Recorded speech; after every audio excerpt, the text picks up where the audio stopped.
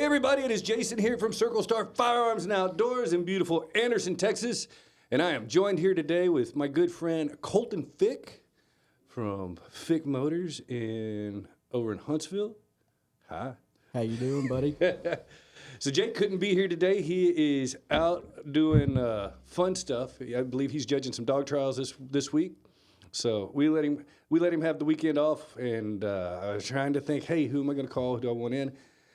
And Colton would be a guy. He's had a lot of adventures. He's an outdoorsman. He likes the guns. Occasionally, he gets behind the counter and he'll help us out now and then. So, which is really appreciated. When you can, anytime like this morning, he was buying everybody breakfast tacos, and I stopped in and said, "What are you doing?" He's like, "Oh, I'm going to the shop." And I said, "Let me buy the tacos." Yeah, man, you just got to get in where you fit and help out any chance you can. Yeah, well, man, we really appreciate it.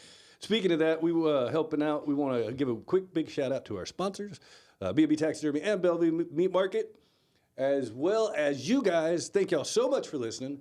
This will be a fun podcast. I'm not 100% sure all that we're going to talk about, but that's okay. Sometimes they're more fun that way, and you never know what we're going to say on the radio. If you do get a chance, if you're watching on the webs or YouTube or anywhere like that, if you can like, subscribe, tell your mom and them about us, that's how we get bigger and bigger. Colton, introduce yourself. Tell us a little bit about you. Well, like you said, my name's Colton Fick. I work at Bill Fick Ford in Huntsville. I do sales for Dad over there. Try to do my best, when I'm not there, I'm usually up here. If you want to find me, I'm sure a lot of y'all have seen me up here and not even realized who I was. And yeah, just try to work and hunt and fish and enjoy life and Golf a little bit? Golf a lot, actually, a lot. I actually postponed golf today to come up here to hang out with you guys. Man, that's saying a lot. Yeah, usually Fridays, if I'm not at work, it's minimum 36 holes, That's like work. Well, yeah, but you got to prepare, right? I've got, over the next 3 months, I've got 4 different tournaments I'm playing in, so. You got to stay on top of your game, literally. Yeah, I'm not a PGA card holder. I can't go a week without practicing and still shoot good. I've got to practice every day. Well, a lot of people don't know this, but your wife is actually our administrative assistant / everything here. So she keeps Jake and I in line, and anything that we're not smart enough to figure out, she does. And we really appreciate her. But she is also a little bit preggo. A little, yeah, we're past the little bit point. Yeah. I think we're at the 6-month mark now, so we're closing in on it. Yeah, she was walking around, I think, yesterday and kind of poking the belly out, holding it. And I was like, "How far along are you?" She's like, 6 months. Oh, they're going to be a big baby. Yeah, right now, as of Tuesday, when she had her last anatomy scan, I think he's still in the 97 percentile for size. Like, everything is just in the top percentile. And she's kind of mad at me because when we first found out she's pregnant, I was giving her a hard time every day saying, "You're going to have a 10-pound baby." And it looks like I said it enough. It might be the truth. It might have stuck. My wife had a 10-pound baby, and it took about 28 hours for her to... man, you want to talk about a new respect. I knew childbirth had to be painful. I didn't realize, until you experience it, it changed my whole view on the world. Like, men are weenies. We're wusses. After watching that, my God. Yeah, absolutely a new respect. So, and you must be doing something right, because she was in here yesterday and she's like, "We already talked about having another one." I'm like, "We were Irish twins." She's like, "No, not like that." Yeah, I was in agreement with that. I said, "Oh, you want another one? We'll just back-to-back them." And she's like, "I need at least a year or 2. I'm like, "Oh, come on, what's the fun in that?" Yeah, right? Let's just get it done with. have That way, they're close enough, all the hand-me-downs can just flow down. That's a money-saving hack right there. And when they're all in school together and ride the bus or do whatever, they can all watch out for each other. Oh, wait, I thought they were going to come here for education. They're welcome to. My little man's down there. He's got skills enough in life already. He makes a heck of a door greeter. That's his job here. And, that's something that, hey, if he doesn't have high ambitions, he could pan out through a career at Walmart or something. Yeah, there's always openings for Walmart greeters, and they hand out the smiley face stickers. And he's really good. He loves it. He's practiced a lot. It's actually funny because now he has no fear of. He's never had a fear of strangers, but he'll talk in front of a crowd of people. Doesn't bother him at all. When we were getting sponsorships for St. Patrick's Day, he'd walk in with the flyer. Sometimes he'd just walk out with gift cards or a check. I'm like, way to go. For 9 years old, it's pretty impressive. Yeah, no, it's definitely a good deal to be as much exposure to public and stuff as possible. I know that's been my entire life. So when right before, I think it was either 3 or 4 years after I was born is when Dad finally got into car sales over at Planet Ford off of Spring, but I think it was called something different at the time. Before then, though, he worked at UPS from 4 in the morning till 7 in the morning loading trucks. And then after that, he would go sell cars till 7-ish unless he got busy. And then for a long time, I think for at least 12 years, even while doing that and before, he was a lost theft prevention officer at the Galleria Mall and Macy's and everything. And he loved it. He'll tell you stories about him chasing people across the highway just to get something back. But definitely, he's a hard worker, man. He's still there 5 days a week. Yeah, at least till 5:30 every both day. of you guys are personable and like to talk, and just like us, we enjoy people. You've sold us, Jake and I, both the vehicle. You've got sold me the Circle Star Mobile, the little 2-door Bronco Strope Edition. Yep. With the emblems all over it. Got a 4-door version coming in a month. Oh yeah. Very cool. Yeah, I've had a lot of fun. It's got more power and can do more stuff than I can do. We did a little Baja thing in South Texas. Yeah, I learned a lot. I learned that I don't like being up in the air in a vehicle that long.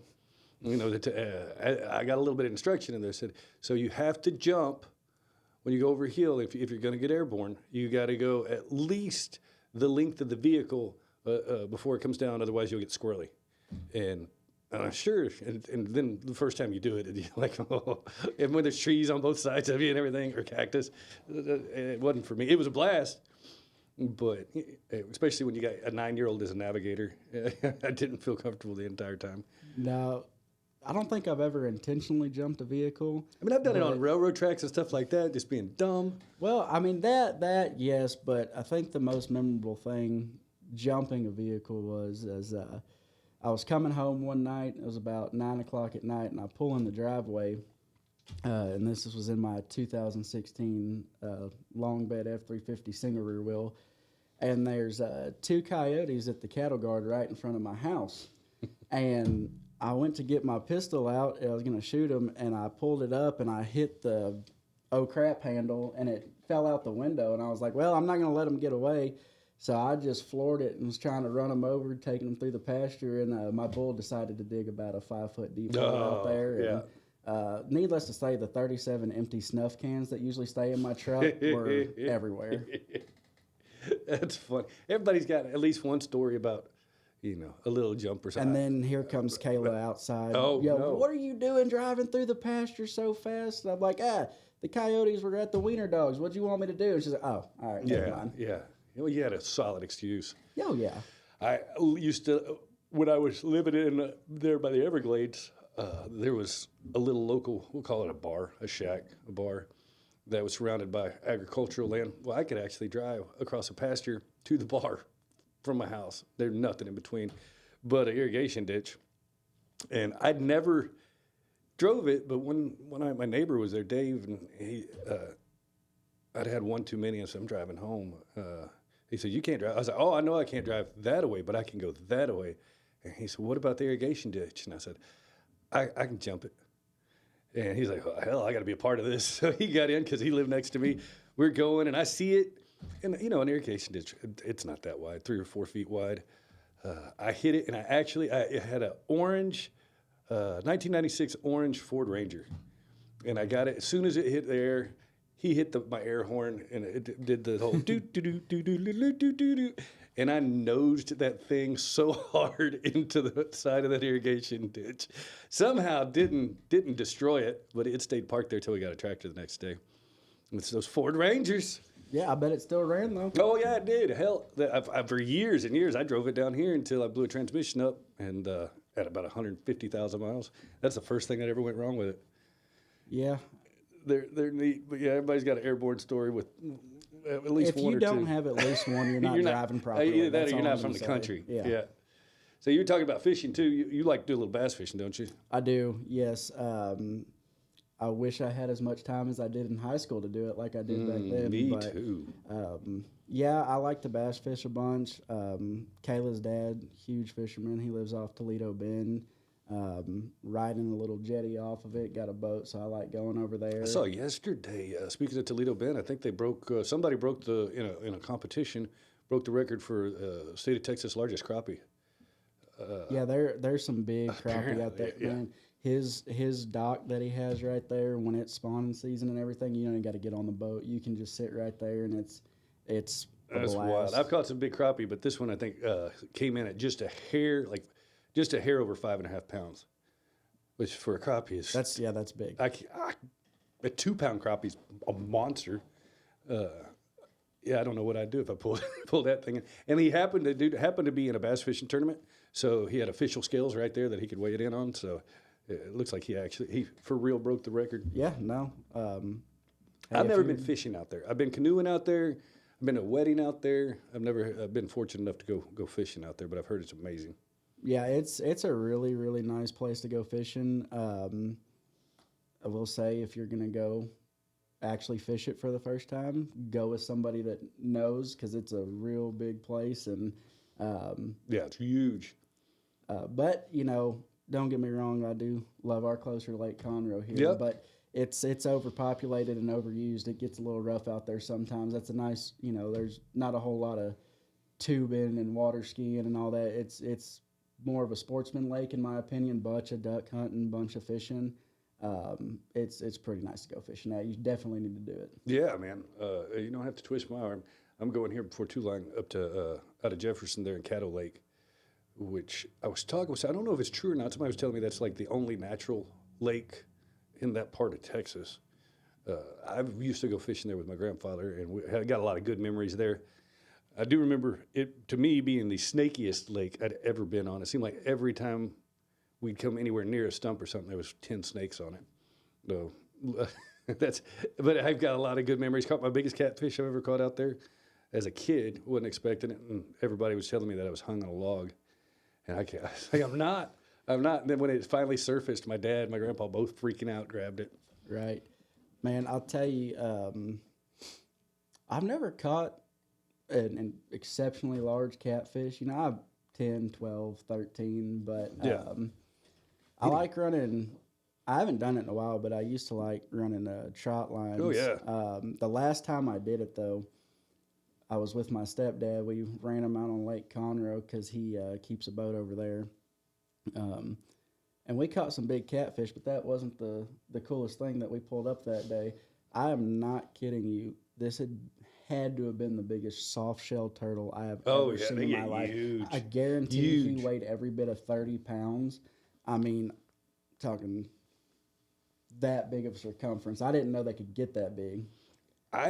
So I haven't done it, but my grandfather used to say there's 7 different cuts or flavors of meat in a soft shell turtle.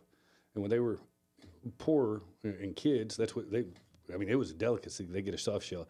I'd like to try it sometime. I wouldn't know where to begin on how to butcher it or anything, but. Well, did y'all eat that one or y'all let it go? We didn't eat that one. We let him go. But TJ, which is my stepdad's name, he knows how to fillet it. Does he? Oh, yeah. Yeah. So sometimes you just got to hop in there and figure it out. We'll have to go get one and do it up for you. Man, we might. Last time I caught a good one, I think it was out of the Brazos. I pulled it out and just I was thinking about it, but the smell.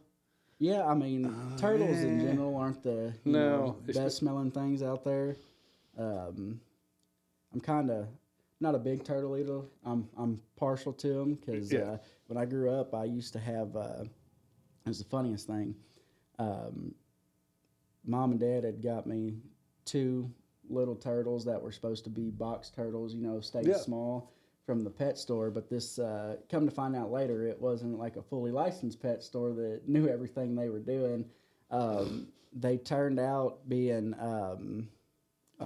drawing a blank here. Like sulcatas? No. the ones with the green and orange and red kind of striped heads. Like a red ear slider, Maybe that's what it was. like water turtles. Yeah, big. Yeah. So, Yeah. you know, about 6-7 months in, they're twice the size that they're supposed to Nice. be full size. And I refused to give them up for the longest. Like, Wow. I threw a fit. We ended up taking over the whole extra bathroom in the house with a big bathtub for a whole, you know, enclosure / living space. And finally, they were about that big. Bigger And than my football. mom was like, all right, we're done. Nah. We're taking them to the pond right now, which their names were Beavis and Butthead because that Nice. was my favorite show at the time. Still a classic. So I wrote, put a little piece of tape on their shells with their names, thinking I'd ever find them again. Oh. But yeah, you know, when you're like 9, tape, you don't know that tape and water don't really coincide. We, when my wife and we just got married, and I don't remember for whatever reason, got a baby about the size of a golf ball, sulcata or African spurred tortoise, and I built it a habitat there in the backyard in College Station, and then it moved out here with us, and we had it over 20 years, and about 4 months ago, it made its great escape. Somehow dug a big hole under the fence and got out, and now it's living free in the wild. Somebody took a picture of her, 'cause I knew her shell real good, and she weighed about 80 pounds. Mm-hmm. And somebody took a photo of her about 10 miles away from our house. And I called them, you know, I saw it on Facebook, and they're like, oh, yeah, I took it yesterday. It was walking through a pasture. Well, she's living her best life. Yeah.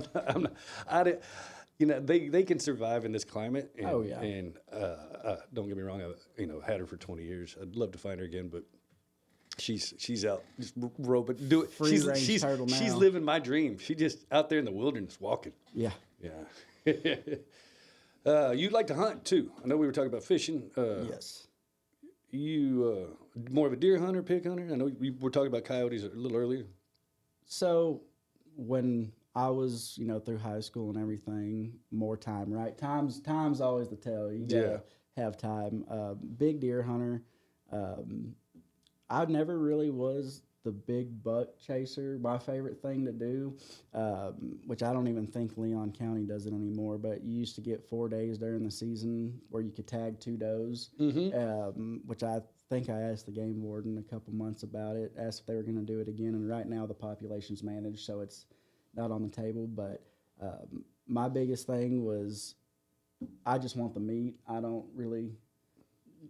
get me wrong. Oh, bucks are nice. Big rack. Oh, but yeah. come on, man. I didn't get 220 pounds by not eating. Yeah. So if it tastes good, I'd rather just get that. A lot of does, man. I did kill a really nice older 8-point with my bow from about 30 yards. Oh, it's so gratifying to get something with a bow. But that was 7 years ago, and I ain't shot a buck since.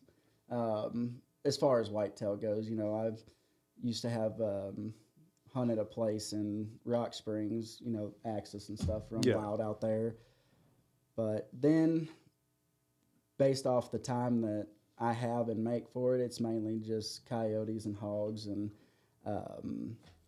I did... Which is plenty entertaining. I'll tell you, during high school, I always made sure I would kill sows because I had a couple dehydrators, and I would turn the entire hog into nothing but jerky. I used to do that too. Nothing but jerky. And I found out if you make it good enough, you can sell a bag with 5 pieces of hog jerky in it that tastes good for $20 a piece to, you know, just take people's lunch money. Other high schoolers. Hey, but there's a method to it, right? If anyone out there is going to start doing this, you know, anyone in high school listening, the first one you kill in making a jerky, you give it for free. You pass it out for He's free. a drug dealer. Let them like it, and then you just make sure you make it really good. Which I can't give you my recipe because it's a secret. So you're gonna have to figure out your own.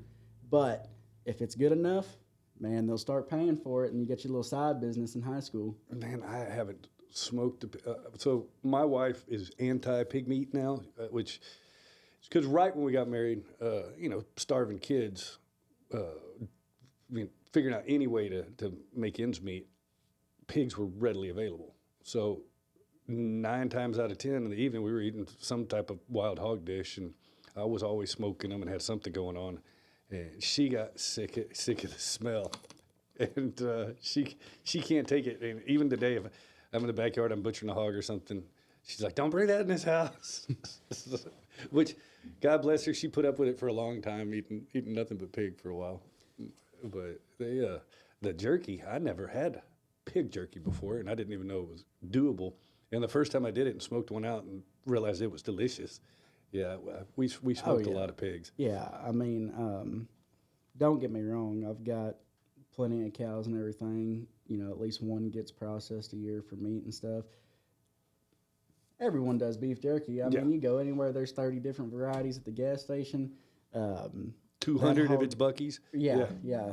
I mean, smoking that hog jerky though, it's got a different flavor. It does. And it was a little bit more oily. Right. It's definitely good. Yeah. I was telling Kayla the other day, I actually need to get back to doing that because I used to really enjoy it. You and I need to go hog. Yeah, I go not near. I mean, I got plenty of pigs to shoot, like everybody else in Texas got any property. But it's the time getting out there.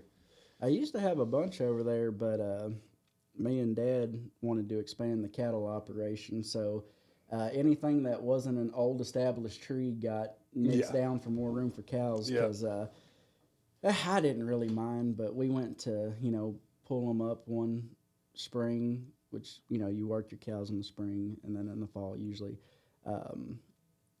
He wasn't really having a fun time trying to get through all the brush to push them out. Me, I don't mind, but for those of you that are watching that know my dad, y'all know there's one thing in the world that he is absolutely terrified and hates, and that is snakes. And if you didn't know that, now you do. Sorry, yesterday was April Fool's, so you missed that opportunity. But he might shoot you.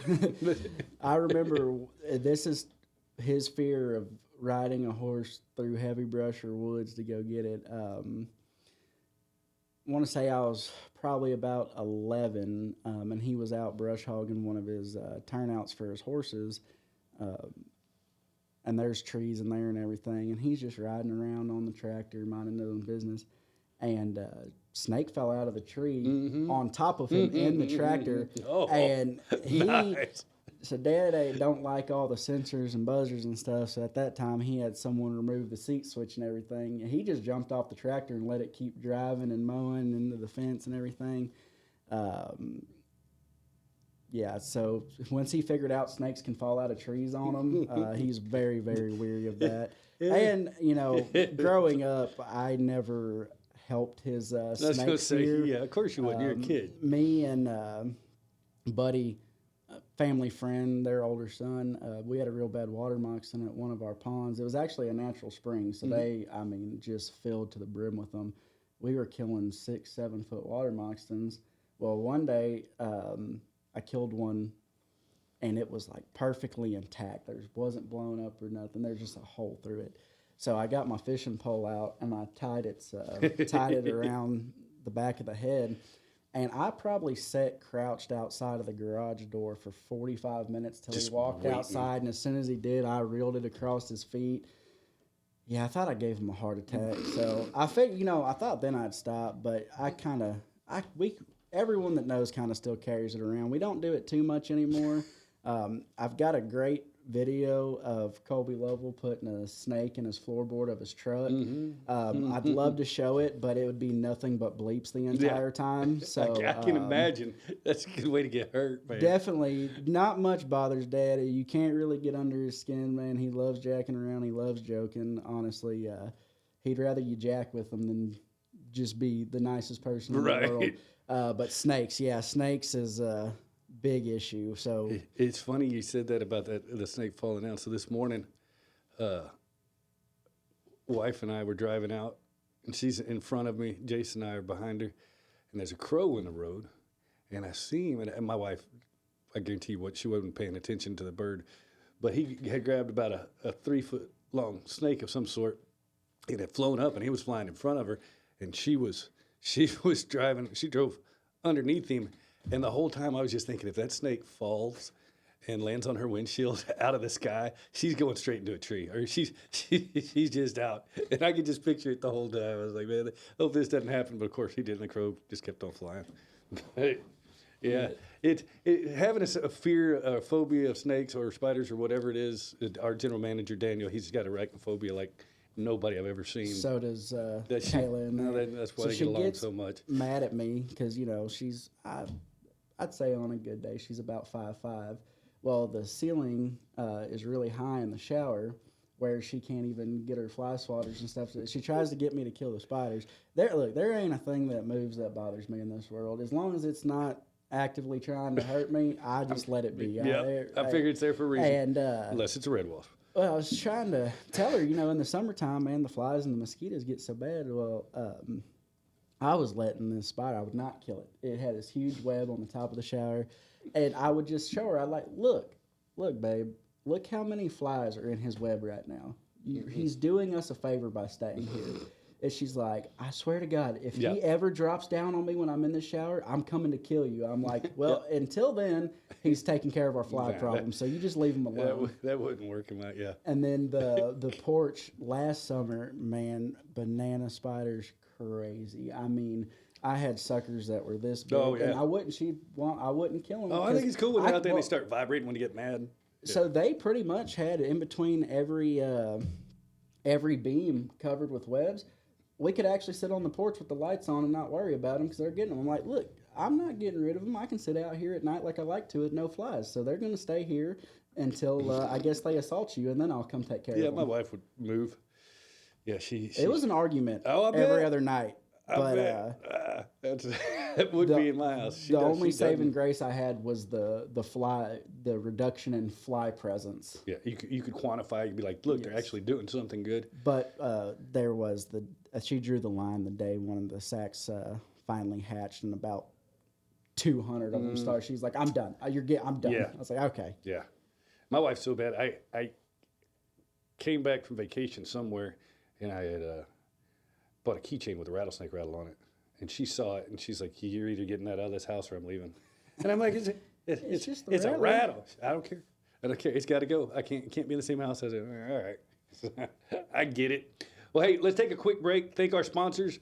And speaking of sponsors, Bill Fick, y'all sponsored our St. Patrick's Day, and if you're looking on YouTube or anything, you'll see all these piles.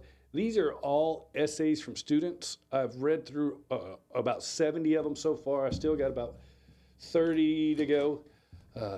But that's where all that money that we were able to raise is going to. And we've got some of these these essays are just tear jerkers. Or we have some amazing kids in this community, and we really appreciate what you and Bill Fick Motors helping out like that. That's a big deal.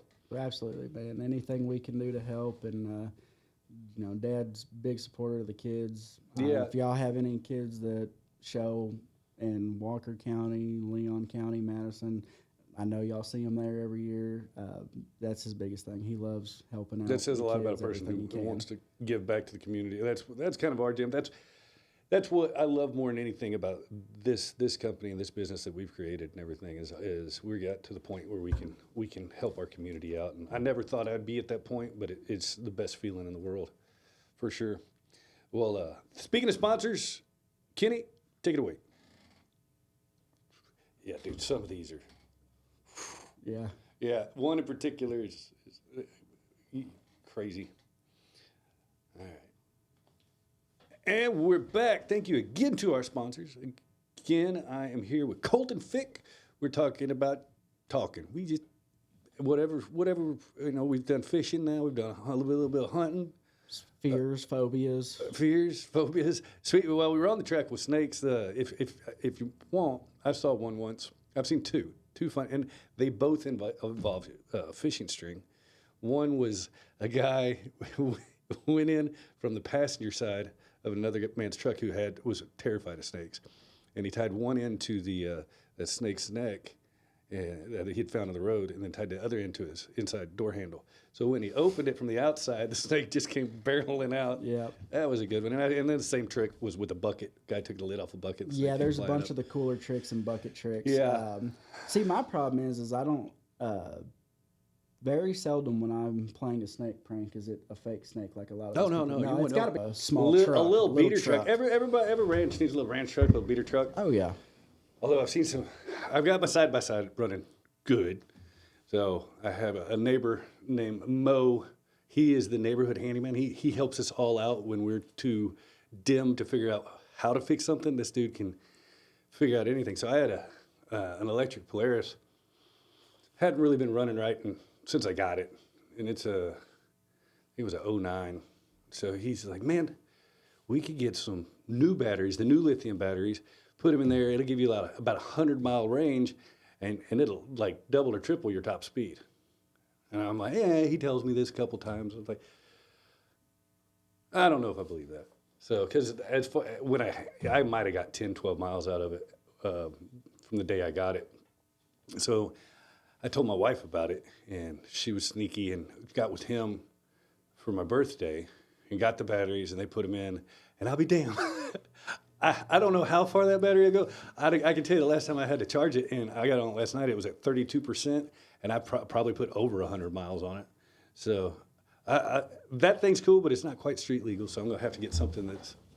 Something you can run to the feed store. Yeah, and occasionally I want to throw something dead in the back of my vehicle. Oh, yeah. And I did it with the Bronco this season, right when we got it. As a matter of fact, like 2 days after we got it in Del Rio, I had to throw a couple deer in the back of it, and yeah, that's even though it washes out and it's made to do that, that smell and hair and blood and everything it can get in all the corners. It gets hard to get rid of. I was gonna say you have the if I remember correctly, that's got the rubber floor with the drains in it. It does. Yeah, you do whatever you want in there. It's fine. You can, but when you think you've got it all, and then you pull up and there's like another hidden panel or a mat that you didn't know about where there's blood under, and the way you figure that out is about 3 or 4 days later, you keep smelling stuff and it's getting worse and worse and worse.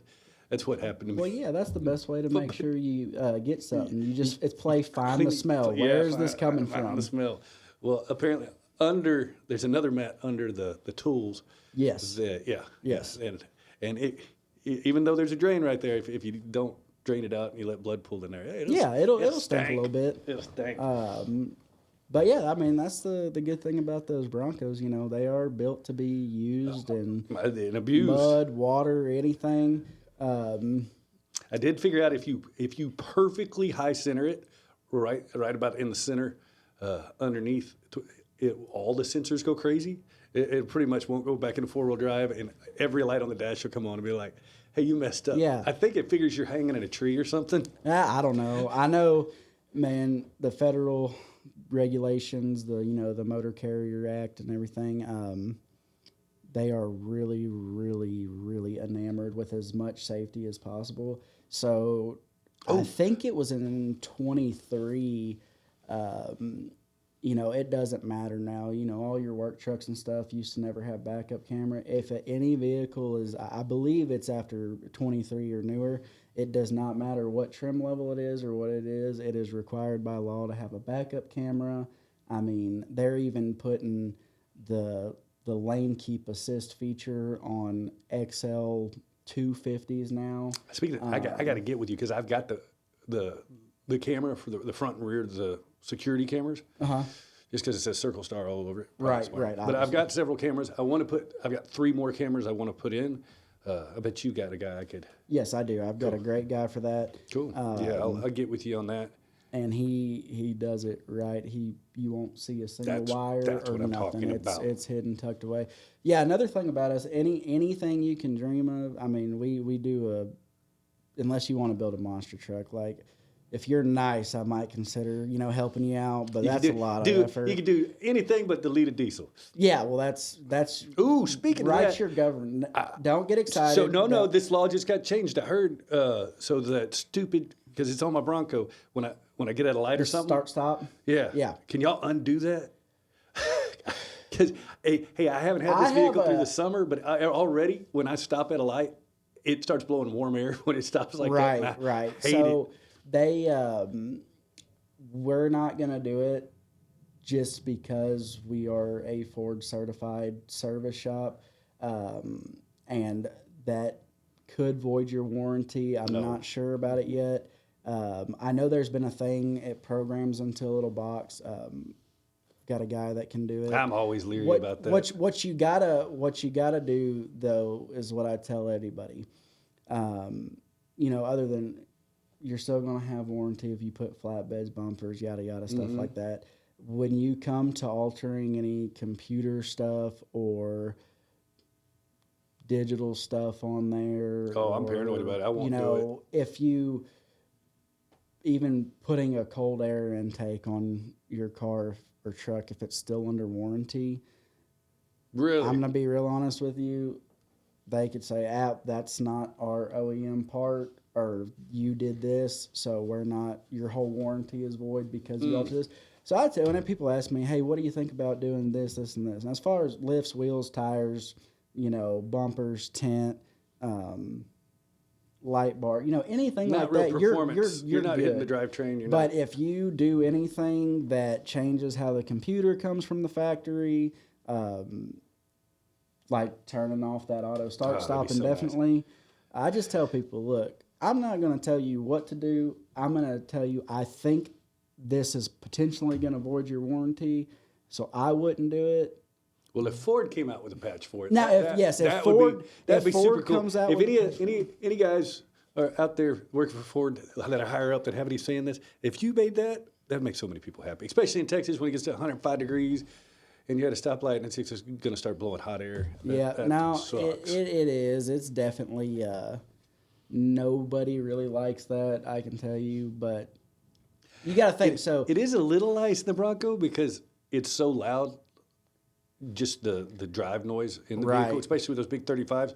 It is nice just to have a couple of seconds of quiet when you stop. Right. But that's it's not worth it. I'd rather have the loud than the Now, if you're somebody that, hey, I don't care about warranty, I got the cash to pay for whatever goes wrong, be free, do what you want. Good for you. Yeah, but I'm still going to tell you. Go. I'm still going to tell you, if you altered something that I told you not to alter, and then you got to pay for it, and you don't understand why it's not on warranty, I'm going to refer us back to our original conversation that we had. That I probably wouldn't do that. Yeah. Because I try to give the most information as possible, so the customers get. They don't get chingulated. Yeah, exactly. Because, at the end of the day, I'm sure you've experienced this with some of your gun manufacturers. Something clearly should be warranted, but they found a reason not to do it for something minor. And, whatever it is, I don't work. I sell Fords. We don't work for Ford. We get our inventory from them. Right. That's basically how it works. So what they don't understand, they don't care because they don't directly deal with the customers, and then we got to, even though it's not our fault Ford didn't warranty it, because I can tell you the warranty process, what our techs are having to deal with now, they have to basically strap a GoPro on and record the entire process and everything. And warranty work takes a lot longer now because they literally make us submit videos, pictures, basically type your English essay. And I'm sure that happened because somebody was taking advantage of the system. Right. The problem with good things is somebody will find a way to take advantage of it, and then it becomes public or gets caught. And then you ruin it for the people that were doing the right stuff. Same thing goes with hunting, fishing. There's always some dumb law that gets because somebody did something stupid. Yeah. Absolutely. It's is what it is. There's stuff that doesn't get warranted that we obviously think should. There's stuff that you would never think would be covered under warranty, and then they cover it, and you're. So when people ask me, I'm like, I wish I could tell you. We're just going to have to try and see. It's crazy. It doesn't. And different companies, I had somebody in my field, somebody purchased a very high-end thermal, and I've said this on this long podcast ago, but they came back in like 2 days later, they had shot their thermal. And the first thing I said is, how? I can't imagine a scenario. Well, they had a rack on front of their side-by-side, and they were shooting hogs, and they went down on the hood of their side-by-side, and they were pulling the trigger, and they came across, and boop, right through it. Company covered it. Yeah, that's... all right. Obviously, there's situations where you're like, yeah, that's not going to be warranted because this has changed and everything. And don't get me wrong, they're usually they're better really than good. anybody They else. are. I'm not Yeah, knocking them by no. no means. It's just why I stick with it. Again, me or dad or we're the ones that got to try to explain it and answer to it, and sometimes it gets annoying sometimes, but it's part of the job, right? Nothing can be perfect. Yeah, well, and that's cool But too. and then it just makes you feel bad for them. Like, man, but we do help out as much as we can in and situations my dad, like that. he told me when I was young, because most kids want to do it. Hey, don't put aftermarket stuff on your vehicle. That's it'll void your warranty.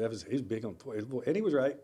And I wasn't until much older in life where I could afford to get a newer vehicle, and then I realized, no, I'm not going to do it. Well, I just bought my actual brand new first vehicle last year. I've always bought used with I'm glad you got to limited do that before warranty you had a left kid. anyway. But even the little warranty that I'd have left on some of them, I would wait until it went out before I would delete it or do whatever. That's and smart. My brother is the finance manager in the used car department, and I'd always joke with him because he would sell me an extended warranty when I'd buy a truck from him before I worked up there. And man, you're just scamming me. I ain't got to use this extended warranty once. I said, you're just taking my money because you're my brother.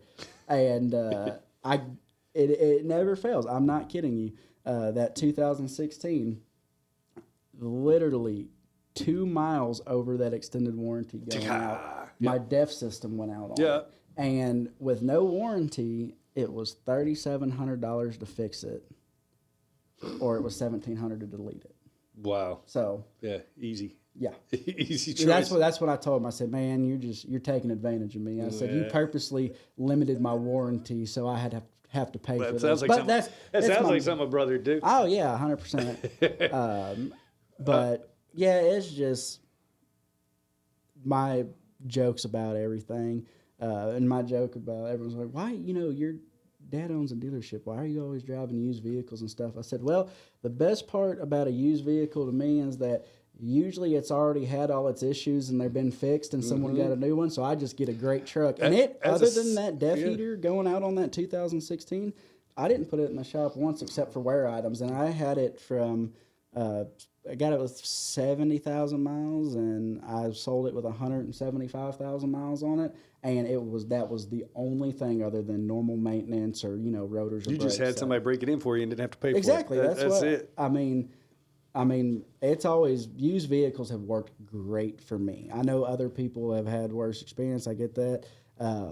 Trust me. But even buying these brand new vehicles now, it's a wash. I mean, I have some people buy a brand new vehicle and in 200 miles, the whole AC system's out or something you hear happened. about the lemons every once in a while. Yeah, I mean, knock on wood. And I've never had one. I will tell you, if it's true lemon, like a big issue, Ford is actually really good at buying it back from you. They are. Oh, they don't want their name on that. I'm no. sure. So really, that's what a used truck, it could have issues.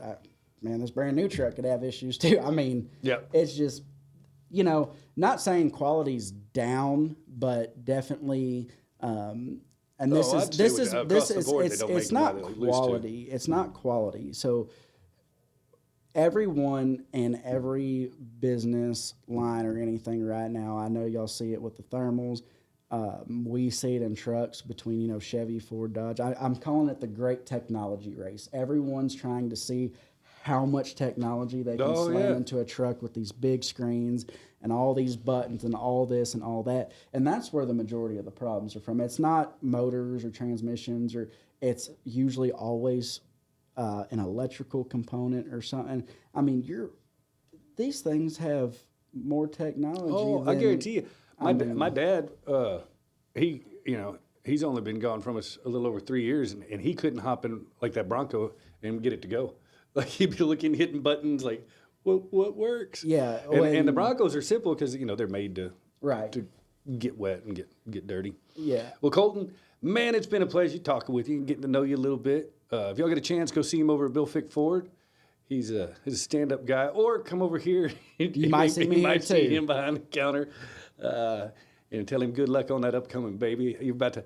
If there's any guns you want, let's go down on the showroom floor and we should get them now. Yeah, I mean, I already told her that 38 Super down there, you know, the bronze and the black one. Oh, I the said, 1911? I said, yeah, that'd be my Father's Day gift you can buy for me right there. I said, but I want I like that. the leather holster where it sticks out so I can wear my poncho. Have you ever seen my poncho that I wear in the winter? I don't think I've worn it. I don't think here. so. I bought it in New Mexico from a guy up in the mountains. It's got road runners all sewn into it and everything. Nice. I feel like it'd pair well with my poncho. Yeah, absolutely. We'll make that happen. Yeah, now you got to start buying the baby guns. Get a gun every year. Well, that's what I for told her. birthday. So this the HK that I just bought with the suppressor, it's for him. It's for him. Yeah, that's what I say too. Guys, thank y'all so much for listening. Y'all have a blessed Easter. Enjoy it. Spend it with your family. We will be back open tomorrow, Monday. Come say hi to us. If you get a chance, like I said, go over to Bill Fick and say hi to Colton. Or don't say hi. Just throw something at him. That's fine too. Yeah, you won't hurt my feelings. He's into that kind of stuff. Yeah. All right. We'll see you later, guys. Bye.